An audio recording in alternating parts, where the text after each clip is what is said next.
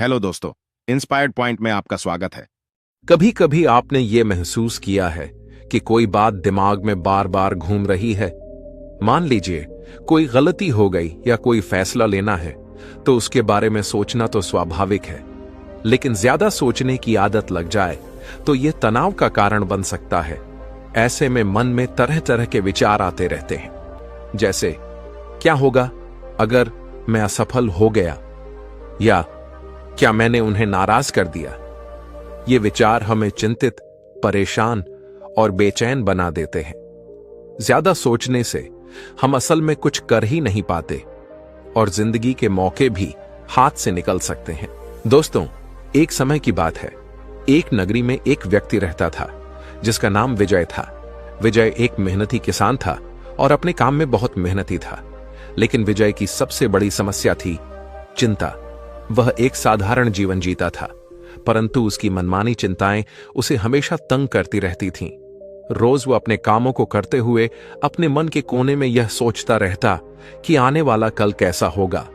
विजय को हमेशा यह लगता था कि उसका भविष्य अनिश्चित है। उसे लगता था कि वह किसी अच्छे या बुरे कल के सामने है, जिससे उसका जीवन पूरी तरह से प्रभावित हो जाएगा।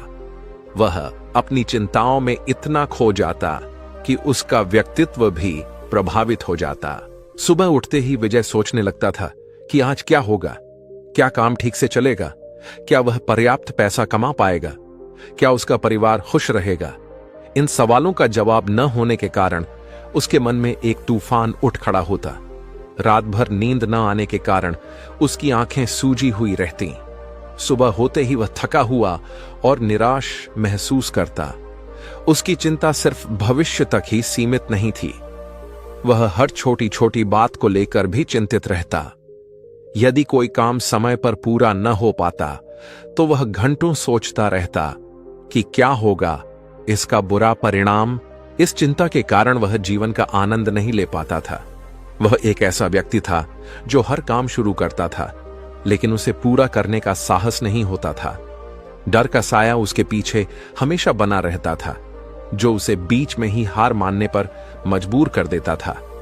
यह डर केवल असफलता का ही नहीं था, बल्कि अपने और अपने परिवार के भविष्य को लेकर भी था। हर रोज रात को सोने से पहले उसके मन में अनेक प्रश्न उठते थे। क्या मैं अपने बच्चों को एक अच्छा जीवन दे पाऊंगा?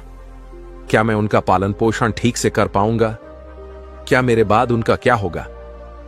ये चिंताएं उसे रातों रात जगाए रखती थीं। उसके माथे पर चिंता की गहरी रेखाएं उभर आई थीं और उसकी आंखों में हमेशा एक उदासी छाई रहती थी। वह सोचता था कि काश वह कुछ ऐसा कर पाता जिससे उसका भविष्य और उसके परिवार का भविष्य सुरक्षित हो जाता। उसने कई बार नौकरी बदलने की कोशिश की, लेकिन हर बार असफलता का सामना करना पड़ा। धीरे धीरे उसकी आत्मविश्वास कम होने लगा और हताशा उसे घेरने लगी। इस चिंता के समाधान की तलाश में वह कई ज्ञानियों से मिला। उसने प्रसिद्ध आर्षियों, विद्वानों और संतों की शरण ली। उनसे घंटों बातें की, अपनी चिंता का कारण बताया और समाधान की भीख मांगी, लेकिन किसी भी ज्ञानी, आर्षि या संत ने उसकी चिंता का समाधान नहीं बता पाया।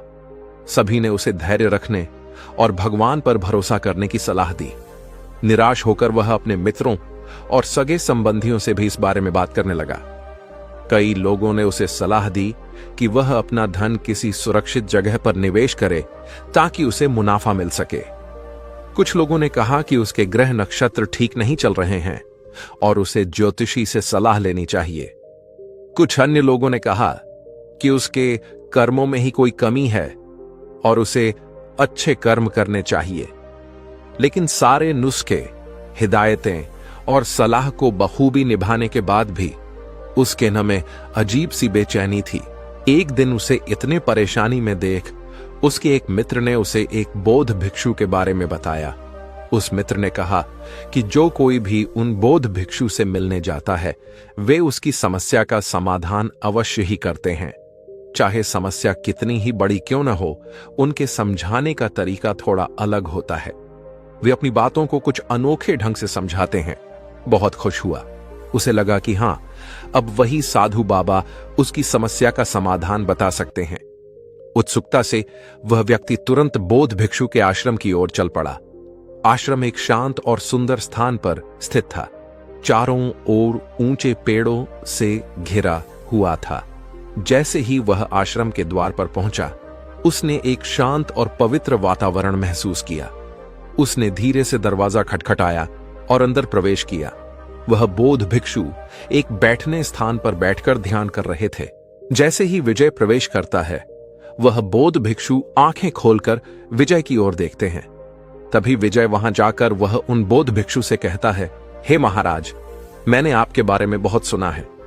लोग आपकी प्रशंसा करते थकते नहीं। मैंने यह भी सुना है कि जो भी आपके पास अपनी समस्या लेकर आता है, आप उसका समाधान उसे अवश्य देते हैं। हे महाराज, मेरी हाथ जोड़कर आपसे एक विनती है। मेरी भी एक समस्या है। मुझे अपने आने वाले कल की चिंता है। मैं चाहता हूं कि मेरे बच्चे और परिवार सुरक्षित रहें और उनका भविष्य सुरक्षित हो। मैं अपने भविष्य की चिंताओं में अपना सारा समय गुजार देता हूं। मुझे बहुत डर लगता है भविष्य के बारे में सोच सोचकर। मेरे मन में अनेक प्रश्न उठते थे। क्या मैं अपने बच्चों को एक अच्छा जीवन दे पाऊंगा? क्या मैं उनका पालन पोषण ठीक से कर पाऊंगा? मेरे बाद उनका क्या होगा? ये चिंताएं मुझे रातों रात जगाए रखती है। अगर आप उसका समाधान कर देंगे तो आप जो चाहेंगे मैं आपको वो देने को तैयार हूं। फिर भले ही मुझे बाजार से कर्ज क्यों ना लेना पड़े। विजय की बात सुनकर वह बौद्ध भिक्षु मुस्कुराते हैं और कहते हैं, बेटा, धन दौलत से मेरे मन को कोई संतोष नहीं मिलता। मुझे ये सारी चीजें नहीं चाहिए। मैं तुम्हारी समस्या का हल तभी निकाल सकता हूं जब तुम मेरी बातों पर गंभीरता से ध्यान दो। जब तक तुम मुझ पर भरोसा नहीं करोगे, मेरी मदद भी तुम्हारे काम नहीं आ सकती।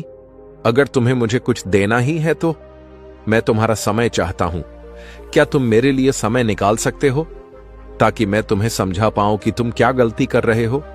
यह सुनते ही विजय की आंखों में जो आशा की किरण चमक उठी और वह तुरंत ही बौद्ध भिक्षु से बोला, जी गुरुजी, मैं आपको अपना समय देने के लिए तैयार हूं। आप जो कहेंगे मैं वह करूंगा। बस मेरी समस्या का समाधान दे दीजिए। बौद्ध भिक्षु विजय की निश्चित दृढ़ता को देखकर प्रसन्न हुए और उससे कहा कि बेटा, मुझे तुम्हारे 7 दिन का समय चाहिए और इन 7 दिन में तुम मेरे इस आश्रम में रहना होगा। जैसा मैं कहूं ठीक वैसा ही करना होगा। क्या तुम तैयार हो? युवक थोड़ा सोच में पड़ गया। उसके दिमाग में यह ख्याल आया कि अगर वह 7 दिन तक बौद्ध भिक्षु के साथ रहेगा तो उसका काम कैसे चलेगा, उसके घर के खर्चे कैसे पूरे होंगे और सबसे जरूरी बात, उसकी पत्नी ये सुन के क्या कहेगी। लेकिन उसे समाधान भी चाहिए था। आदमी ने सोचा, अगर मैं अपनी पत्नी से कहूं कि मुझे अपनी समस्या का समाधान ढूंढकर बेहतर इंसान बनना है और इसके लिए मुझे 7 दिन इन बौद्ध भिक्षुओं के साथ रहना होगा, तो अवश्य ही उसकी पत्नी उसे बौद्ध भिक्षु के साथ रहने की इजाजत देगी। और वैसे भी मेरी जिंदगी से बस 7 दिन ही तो है। लेकिन अगर मैं इस समस्या का समाधान नहीं ढूंढ पाया तो यह चिंता मुझे जीवन भर परेशान करेगी। उसने सोचा कि वह इस समस्या का समाधान ढूंढने के लिए 7 दिन समर्पित कर सकता है। काफी सोच विचार के बाद वह बौद्ध भिक्षु से कहा, ठीक है गुरुजी, मैं आपको 7 दिन देने के लिए तैयार हूं, लेकिन इसके पहले उसे अपनी पत्नी को यह सब बताना होगा ताकि वह परेशान न हो। इस पर बौद्ध भिक्षु कहते हैं, जरूर बेटा, तुम मुझे कल इसी जगह पाओगे। घर लौटकर पति ने अपनी पत्नी को सारी बात बताई। पत्नी को सुनकर दुख हुआ, लेकिन वह अपने पति के प्यार और उसे हो रही तकलीफ को समझ गई। उसने अपने पति को हौसला दिया और कहा, चिंता मत करो, मैं तुम्हारे साथ हूं। अगले दिन बौद्ध भिक्षु ने उस व्यक्ति से कहा, आज से 7 दिन तक तुम्हें एक भिक्षु की तरह जीवन जीना होगा। तुम्हें उनके जैसे कपड़े पहनने होंगे, आश्रम में उनकी तरह सफाई करनी होगी और भिक्षा के लिए गांव में जाकर भोजन लाना होगा। लेकिन एक बात का ध्यान रखना, हर काम करने से पहले अपने मन में यह विचार करना होगा कि यह काम कैसा होगा, क्या मैं इसे पूरा कर पाऊंगा? अगर हां, तो कितनी बखूबी से। और ये काम खत्म होने के बाद क्या परिणाम होगा, यह सोचकर ही हर काम करना होगा। व्यक्ति थोड़ा घबराया हुआ था। भिक्षु का जीवन बिल्कुल नया अनुभव था, लेकिन विजय ने बौद्ध भिक्षु की बातों को स्वीकार कर लिया। उसे लगा ये 7 दिन आसानी से कट जाएंगे। आखिर थोड़े कपड़े धोने, झाड़ू लगाने और भिक्षा मांगने में क्या है। वह मन ही मन सोच रहा था कि ये तो रोजमर्रा के काम हैं, जिन्हें मैं वैसे भी घर पर करता हूं। इसमें क्या मुश्किल है। उसने आश्रम के वस्त्र पहने, झाड़ू उठाया और आश्रम की सफाई शुरू करने के लिए तैयार हो गया। उसने अपने मन में बौद्ध भिक्षु के शब्दों को दोहराया। उसने सोचा, यह झाड़ू लगाना कितना कठिन है। बिल्कुल नहीं। क्या मैं इसे पूरा कर सकता हूं? हां, आसानी से। मैं इसे और भी बेहतर कैसे कर सकता हूं? धीरे से और ध्यान से झाड़ू लगाकर, यह सुनिश्चित करते हुए कि कोई कोना न छूटे। इस काम को पूरा करने का क्या परिणाम होगा? आश्रम स्वच्छ होगा और रहने में अच्छा लगेगा। और फिर उसने आश्रम की सफाई शुरू कर दी।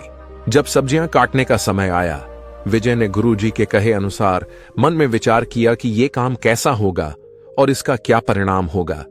कुछ देर सोचने के बाद उसने ये यकीन बिठाया कि यह काम आसान होगा। वह अपने घर में भी अक्सर सब्जियां काटता था और उसे लगा कि इसमें ज्यादा मुश्किल नहीं है। उसने सोचा कि थोड़ी मेहनत और सावधानी से सब्जियां काटने से सबको खुश करना संभव होगा। इस काम के बाद वह आश्रम के रसोई में मदद करने का आनंद लेगा, जिससे सबको समय पर और स्वादिष्ट भोजन मिल सकेगा। विजय को यह अवसर अन्यों की सेवा करने का एक सुंदर मौका प्रदान करेगा और उसे खुशी होगी कि उसने इस काम में योगदान दिया। जब भिक्षा मांगने का समय आया तो विजय ने मन में सोचा कि कैसा होगा भिक्षा मांगना। उसने खुद से पूछा कि क्या यह कठिन होगा। फिर विजय ने सोचा कि भिक्षा मांगने में क्या कठिनाई है। मैं पैसे नहीं मांग रहा, बस एक रोटी या थोड़ा अनाज। मुझे उम्मीद है कि लोग दया दिखाएंगे और मुझे कुछ न कुछ जरूर देंगे। क्या यह मुश्किल होगा? वह खुद को जवाब देता है, मुझे नहीं लगता। मैं विनम्रता से भिक्षा मांगूंगा और लोगों से सम्मान पूर्वक बात करूंगा तो मुझे लगता है कि वे मेरी मदद करेंगे। विजय ने आशा की कि वो पर्याप्त भोजन प्राप्त करेगा और आश्रम के लिए भोजन ला पाएगा। उसे लगा कि यह एक अच्छा अनुभव होगा। पहला दिन तो ठीक ठाक गुजरा। उसने आश्रम के वस्त्र पहने, आश्रम की साफ सफाई में हाथ बटाया और आसपास के घरों से भिक्षा मांगकर लाया। सब्जियां काटकर उसने रसोई में भी मदद की। लोगों ने उसे सम्मान से भोजन दिया और उसकी कोशिशों की सराहना भी की। उसने सारे काम बखूबी निभाए। विजय को लगा कि बाकी दिन भी ऐसे ही आसानी से निकल जाएंगे। शाम को बौद्ध भिक्षु के पास बैठकर उसने पूरे दिन के अनुभवों को उन बौद्ध भिक्षु को बताया और कहा, देखा गुरुजी, मैंने सारे काम कर दिए और मैंने काम करने से पहले सोचा भी कि वो कैसे होंगे। बौद्ध भिक्षु ने मुस्कुराते हुए कहते हैं, बहुत अच्छे, लेकिन याद रखना, जैसा कि अक्सर होता है, जिंदगी हमारी उम्मीदों से थोड़ी अलग चलती है। हर दिन एक जैसा नहीं होता। कल शायद परिस्थितियां अलग हों। और ऐसा ही कुछ अगले दिन से विजय के साथ होने लगा। अगले ही दिन दिक्कतें शुरू हो गईं। भिक्षा मांगते समय एक घर वाली ने उसे डांट दिया, यह कहते हुए कि वह आलसी है और काम करने के बजाय भीख मांग रहा है। विजय को यह बात चुभ गई। उसने मन ही मन सोचा कि वह तो गुरु के आदेश का पालन कर रहा है, फिर भी उसे अपमान सहना पड़ रहा है। फिर एक दिन आश्रम में सब्जियां काटते समय विजय का हाथ कट गया। उसे गुस्सा आया कि इतना आसान काम भी वह ठीक से नहीं कर पाया। ऊपर से रात के भोजन में भी सिर्फ रोटी और दाल थी। ऐसा सोचते हुए विजय ने आश्रम में झाड़ू लगाना शुरू किया। कुछ देर बाद जब उन्होंने आधे हिस्से को साफ कर लिया था, तभी अचानक तेज हवा का झोंका आया। इस झोंके ने बाहर की धूल और मिट्टी को उड़ाकर आश्रम के अंदर ला दिया, जिससे सफाई का काम बेकार हो गया। दिन बीतते गए और विजय की परेशानियां बढ़ती गईं। उसे जमीन पर सोने की आदत नहीं थी। उसकी पीठ में दर्द होने लगा। ध्यान के दौरान उसका मन भटकता रहता। तो कभी पर्याप्त भिक्षा न मिलने पर विजय को भूख से व्याकुल होकर आश्रम खाली हाथ लौटना पड़ता था। विजय को जल्द ही एहसास हुआ कि यह काम उतना आसान नहीं है जितना उसने सोचा था। धीरे धीरे विजय का उत्साह कम होता गया। उसने सोचा था ये 7 दिन आसान होंगे, लेकिन असल में ये काफी मुश्किल भरे निकले। हर रात सोने से पहले वह सोचता था कि ये 7 दिन कब खत्म होंगे। उसने सोचा अगले 7 दिन तो बहुत मुश्किल से कटेंगे। उसने बौद्ध भिक्षु को अपनी परेशानी बताई। उसने कहा, गुरुजी, आपने जैसा कहा मैं वैसा ही करने की कोशिश कर रहा हूं। मैं हर काम से पहले सोचता हूं कि वो काम कैसा होगा, उसका परिणाम कैसा होगा, पर हर काम में मुझे रुकावट आ रही है और दिन ब दिन ये सब बढ़ते जा रहा है और मेरे कोई भी परिणाम वैसा नहीं होता जैसा मैंने उस काम को शुरू करने से पहले सोचा था। मैं क्या करूं, आप ही बताइए। मेरे 7 दिनों में से 4 दिन तो यूं ही कठिनाइयों में गुजर गए हैं। बौद्ध भिक्षु ने शांत स्वर में कहा, बेटा चिंता मत करो। मैंने ये सब तुम्हें इसलिए करने के लिए कहा था ताकि तुम समझ पाओ कि ऐसा ही तुम अपने जीवन में भी करते आए हो। तुम इससे पहले अपने जीवन में हर काम को शुरू करने से पहले उसके परिणाम क्या होंगे ये सोचने में अधिकतर समय बिता देते थे। भविष्य में ये कैसा होगा या ये कैसा होना चाहिए, भविष्य में तुम्हारे पास कितना पैसा होगा, या फिर पैसा नहीं हुआ तो क्या होगा, कि अगले साल बारिश नहीं आई तो फसल कैसे उगेगी, या तुम मर गए तो क्या होगा। और इसी कारण तुम वर्तमान में कोई काम नहीं कर पाते थे। लेकिन असली बात तो यह है कि वर्तमान ही तुम्हारा भविष्य बनाता और बिगाड़ता है, और तुम तो उन भविष्य के भूतों के बारे में सोचकर डर रहे हो जो असल में तुम्हारे हाथ है ही नहीं। मुझे बताओ, क्या तुम्हारी मृत्यु तुम्हारे हाथ में है? विजय उन बौद्ध भिक्षु से कहता है, नहीं गुरुजी। बौद्ध भिक्षु विजय से फिर पूछते हैं, क्या बारिश के ज्यादा या कम गिरना तुम्हारे हाथ में है? विजय उन बौद्ध भिक्षु से फिर से कहता है, नहीं गुरुजी। गुरुजी आगे कहते हैं, तो क्या यह सही नहीं होगा कि तुम उन काल्पनिक भविष्य के डर से भरे हुए भूतों के बारे में सोचना छोड़ के तुम अपने उस सुनहरे भविष्य के बारे में अभी इसी वक्त क्या कर सकते हो वो करो। विजय गुरुजी के इस ज्ञान को समझते हुए बड़े ही गंभीर तरीके से बातों को अपने अंदर सोखता है और कुछ देर शांत रहने के बाद गुरुजी से पूछता है, तो क्या गुरुजी आप ये कह रहे हो कि मैं भविष्य के बारे में सोचना छोड़ दूं, कोई लक्ष्य न रखूं अपने जीवन में? ऐसे तो मेरे जीवन का कोई अर्थ नहीं रह जाएगा। इस पर वह बौद्ध भिक्षु जोर से हंसते हुए कहते हैं, बेटा ये तो बेवकूफी होगी। अगर तुम लक्ष्य ही नहीं रखोगे अपने जीवन में तो तुम्हें कैसे पता चलेगा कि किस दिशा में अपने कार्य करने हैं, किन जगहों पर अपनी शक्ति खर्च करनी है। आगे वह बौद्ध भिक्षु कहते हैं कि इस दुनिया में हर किसी को भविष्य के बारे में सोचना चाहिए, लेकिन यह भी याद रखो कि भविष्य के बारे में तुम सिर्फ इसलिए सोच रहे हो ताकि तुम अपनी दिशा तय कर सको, एक लक्ष्य बना सको, ताकि तुम्हें पता हो कि तुम्हें कहां जाना है या क्या बनना है। लेकिन अगर तुम बस उसी के बारे में सोचते रहने की भूल करोगे और वर्तमान में उस लक्ष्य को पाने के लिए कुछ भी नहीं करोगे, तो तुम्हारे जीवन में निराशा और दुख के सिवाय कुछ नहीं बचेगा। और इसीलिए अब से तुम्हारे 7 दिनों में से बाकी के 3 दिन तुम हर काम अब इस नए ज्ञान को ध्यान में रखते हुए करना। अब से तुम्हें कोई भी काम करने से पहले बस अंतिम परिणाम तय करना है, और उसके बाद उस लक्ष्य तक पहुंचने के लिए जो भी करना पड़ेगा तुम्हें वह करना है। जैसे कि अगर कोई तुम्हें भला बुरा कह रहा है तो तुम्हें अपने मन को शांत करके यह समझना है कि लोग खुद भी परेशान होते हैं अपने जिंदगी में। वो इतने गुस्सा बस तुम्हें देखकर नहीं हुए हैं।